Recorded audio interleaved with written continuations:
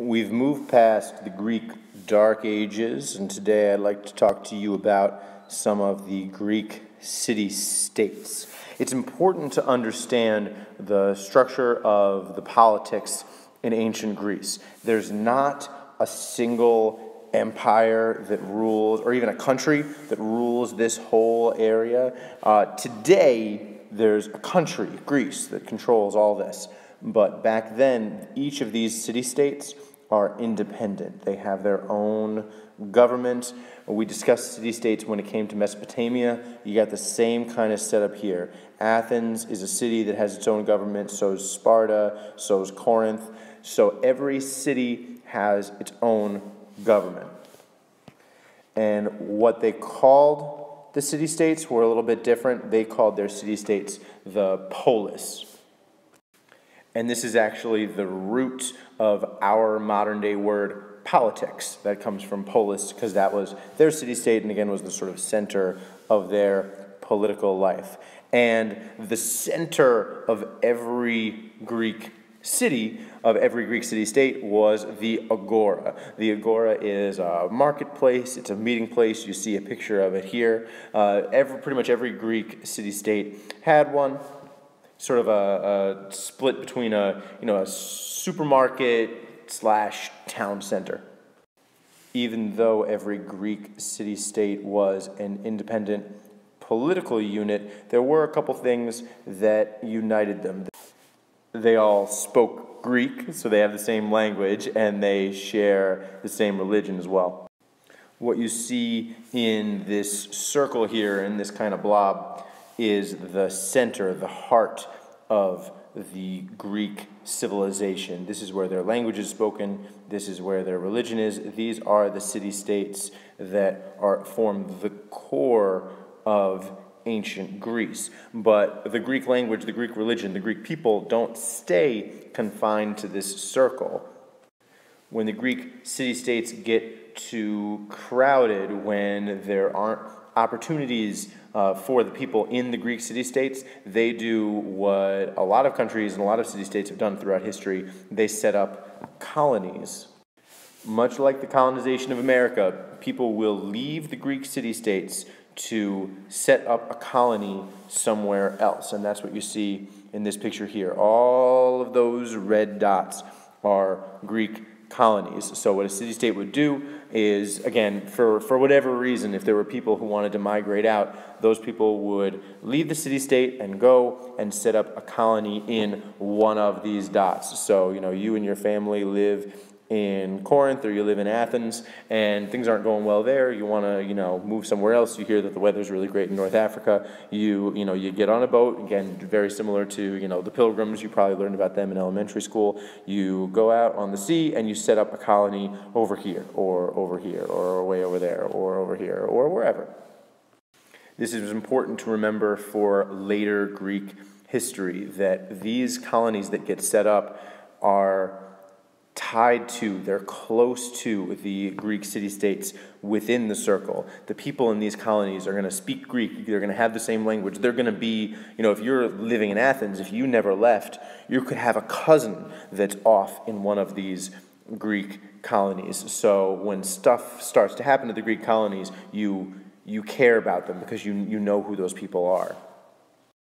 And it goes a long way to explaining the growth and the spread of the Greek values and, again, civilization and culture. Now let's get nice and specific and focus on two of the main, probably the most important city-states that Greece had. We're going to talk about Sparta and Athens. They're two very different cities. They're two incredibly important cities. Sparta, you've heard about before. Sparta is the subject of that famous movie 300. Sparta is the subject of the DBQ that you guys are doing right now. Sparta is very interesting.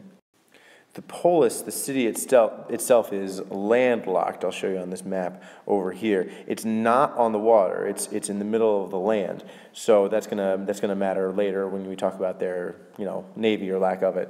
They develop a highly militaristic, aristocratic state. What does that mean? It means that they conquer their neighbors, and they make them slaves. They call them helots.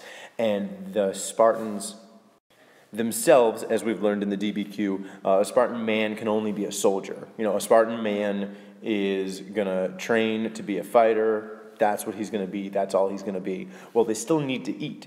They still need farmers to feed them.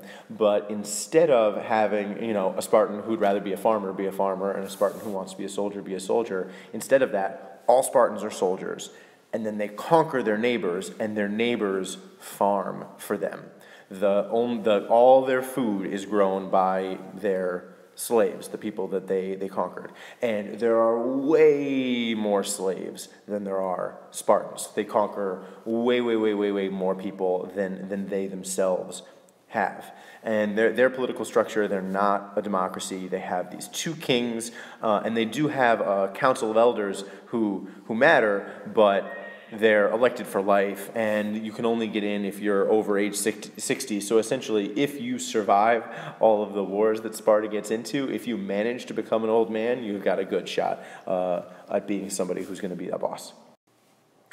This picture here is from the movie, and the movie is silly. The movie has monsters in it and all sorts of crazy stuff. But the tenor of it, the tone of Sparta and how sort of nuts they were about military stuff and how brash they were, that is true. And it's very different from Athens. Now, Athens is on the ocean. Athens is, let me show you on the map, over here. So you see it's north and east of Sparta. It's right over there. And Athens is the biggest city in ancient Greece. It has the most people. It's the wealthiest. So a lot of what we'll research, a lot of what we'll look at when we look at ancient Greece is looking at ancient Athens, just because they are sort of the first city in there. And they become a democracy in 507. There's this long story about how they become a democracy. I'm not going to make you learn all of the ins and outs of it. Just sort of know that the general outline is there's sort of a lot of problem, a lot of strife, a lot of issues between rich people and poor people, and there are all sorts of characters that come in and out of it. But the sort of end of it, the end of the strife and the creation of democracy happens with Cleisthenes. I'm going to go ahead and call him the guy who really sets the foundation for Athenian democracy. That's Cleisthenes. He's the leader that does the final reforms that creates the democracy there. And the democracy there is very different from our democracy. They have a council of 500 are the ones who sort of draft a law and then put it up to the assembly. And in the assembly, any citizen can vote. And you see here a picture of the freewheeling debates that they would have. They would have any citizen, again, could come and could argue about laws. Any citizen could vote on laws. That would be sort of the equivalent of that would be that if I, as just a citizen, not a government official, but just a person, could go to Congress and vote and argue with congressmen and have not just a vote for representative, but literally a vote on whether or not to go to war. That's the system that they had. So on the one hand, it was extremely democratic. Any just sort of regular toga maker could go and could give a speech to all of the important people and could have his voice heard and could vote on an issue. But to be fair, they didn't let just anybody be citizens. They weren't quite as good as modern America is in that respect. Only native born, so you had to be born in Athens to be a citizen. You had to be an adult, you had to be a man, the women were not allowed to vote, and you had to be free. They did have slavery in Athens, and you couldn't, if you're a slave, you couldn't vote. They would free their slaves sometimes, but even if you were a freed slave, you still couldn't vote because you'd been a slave once. And even if your dad had been a slave once, then you still couldn't vote. So it was very sort of restricted. Only about 20% of the people in Athens met all of those requirements. So it wasn't as if anyone living in the city could go vote. It was only about 20% of the people who could vote. But, that's more than is happening in Sparta, where there's no voting unless you're a member of the elite government. Last but not least, I just want to show you what Athens looked like. This is a drawing, a depiction of what it would have looked like back in its glory days. You can see that there's this mountain, they called it the Acropolis, right in the center of the city, and on top of that, that's where they had the temple to Athena.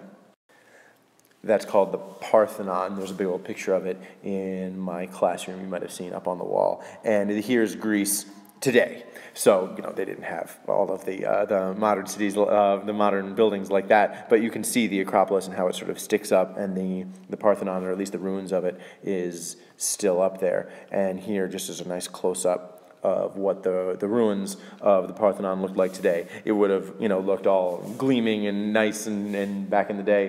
It would have had this gigantic statue of Athena inside, so, those days are long gone, but the architecture is still beautiful, and it's still this impressive feat that Athens did. Athens was very into art and architecture and that kind of stuff. It was a very cultured city, as we'll learn about in future lectures.